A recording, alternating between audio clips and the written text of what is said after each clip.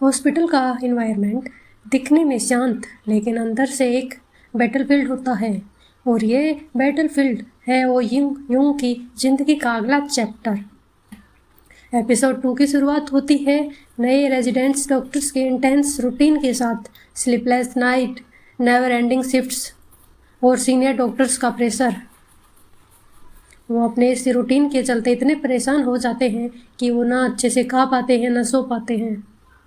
ये यूं के लिए ये जर्नी और भी मुश्किल होती है क्योंकि वो पहले ही इमोशनली ड्रेन्ड थी और अब उसकी हर मूव क्लोजली जज की जा रही है।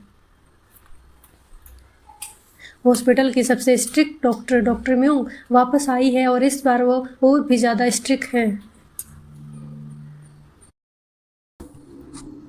वो यंजुक से रोज हैंड रिटन डेली रिपोर्ट्स मांगती है। सबको लगता है वो मेंटर कर रही है लेकिन असल में वो सिर्फ अपना रेपुटेशन बिल्ड करने में इंटरेस्टेड है।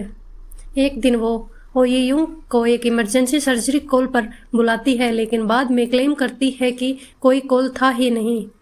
वो ब्लेम ये यूं पर डाल देती है और हॉस्पिटल स्टाफ के बीच उसकी इमेज और ख़राब हो जाती है। ये यूं टूट सी जाती है। ये यूं के साथ साथ बाकी रेजिडेंट्स भी इमोशनली ब्रेकडाउन फेस करते हैं। किमसा भी परफेक्शन का प्रेशर हैंडल नहीं कर पा रहा। प्यो नाम क्यों एक पेशेंट की ब्लीडिंग देखकर पैनिक हो जाती है और डायरेक्टली वहां से भाग जाती है। बाद में जब वो पेशेंट को ठीक ठाक चलते हुए देखती है तो खुद को रोक नहीं पाती, आंखों से आंसू निकल जाते हैं।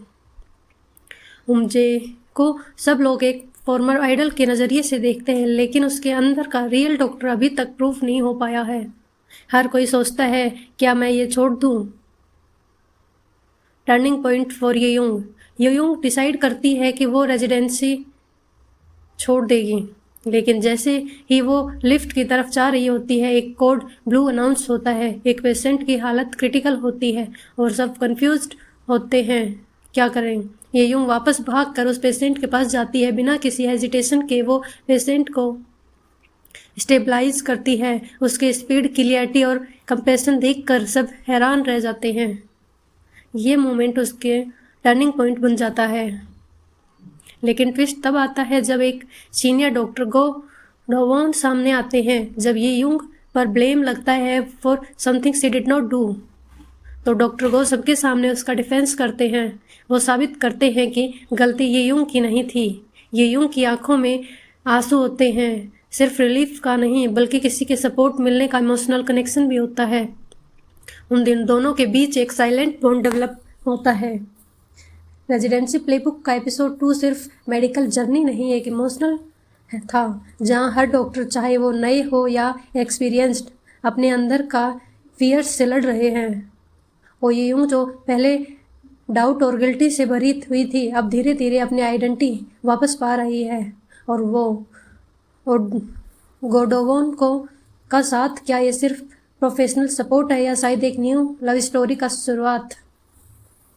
अगले एपिसोड में क्या ये यूं और भी कॉन्फिडेंट होगी, क्या रोमांस के कुछ नए क्लू मिलेंगे। देखते रहिए रेजिडेंसी प्लेबुक। अगर